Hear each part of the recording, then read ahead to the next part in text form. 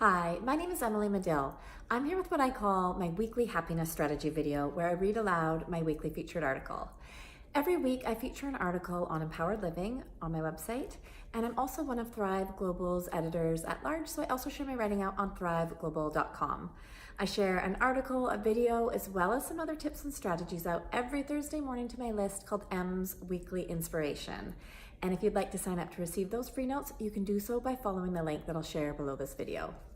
So our article this week is in the theme of the holidays, and it's one that I wrote a couple of years ago. It's been on thriveglobal.com as well as my website, and it's called How Playfulness Can Save Your Holidays.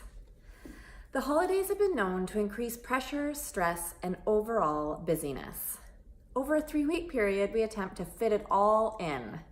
Of course, this time period varies and can become considerably longer depending on how easily we are swayed by retail pressure that ramps up in early fall. Every last ought to and should go is stuffed into the whirlwind of it all, tempting us to lose our cool or at the very least rob us of our joy.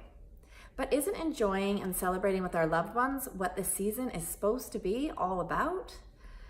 My sense is that the busyness, pressure to find that perfect gift, added lineups, traffic, and belief we should be hosting and toasting every night of the week inevitably causes us to lose sight of the feeling we are all after: joy.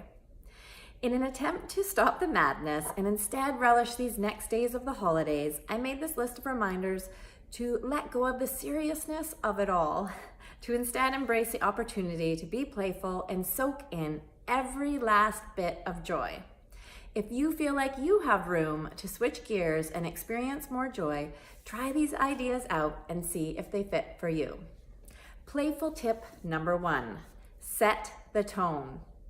If you are hosting and you want your guests to be light and have fun, then set the stage and ambiance to encourage this to happen. Be happy and light. Perhaps put on some fun music and set the tone the moment your guests arrive. Better yet, bring out a board game to entice people to interact and connect. There is no need for the focus to be a perfect display of hors d'oeuvres and baked goods that you have either slaved over for days to prepare or stopped at 5 different overpacked stores to find. This is, of course, only something that applies if you don't actually enjoy preparing a spread. If baking and cooking is what brings you joy, then carry on and soak in every moment of this creative time and space. Whether you're a host or a guest, don't worry about what you have or don't have, what the dynamics will be or won't be. Instead, focus on one simple thing: experiencing the moments of joy, even if they are only felt by you. At the end of the day, despite the pressure we may put on ourselves, we aren't actually in control of all that much. All we can truly do is put on our best effort, focus on what we are grateful for, and know not everyone we are surrounded by is going to be on the same page, and that's okay. Playful tip number 2, let it go. Whether it's doing the dishes while you have a house filled with guests, wanting to get the last word in, or choosing to confront a relative on an issue you've been bothered by for years, just don't and see what happens instead. Why now? Don't allow the added stress of the holidays to lure you into losing your patience or initiating heated discussions that would be better off had when things are calmer. Rather than feeding a story that causes us to suffer or distracting ourselves so we don't enjoy the people in front of us, use the time over the holidays to see the best in others and in ourselves. Be gentle.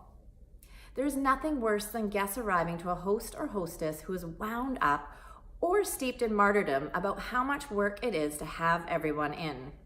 If it is too hard and not fun, why bother? Either let go of the need to host if you don't enjoy it, or let go of the need to bitch while doing it. If you catch yourself going there, laugh at yourself. Then ask yourself what you can do in the moment to see your joy and have more joy. If we are blessed enough to be hosting, it usually means there are people in our lives who are willing and perhaps even wanting to spend time in our company. If we have something to give them, we are even more blessed to have the resources to be able to have an offering of food and drink. The best gift we can give ourselves when we feel overwhelmed is to put life in perspective at a really basic level. This helps us let go of the detailed stories that may be running through our heads. With less to worry about, we can put our focus on what is going well. And finally, playful tip number 3, choose joy. Here is the playful part. There is always a way to choose joy and have fun. Remember what it was like when we were small children? Laughing, having fun, and searching for joyful opportunities were natural places to go. Allow yourself to go there. When we stop taking ourselves and everything around us so seriously, the opportunity to be playful appears.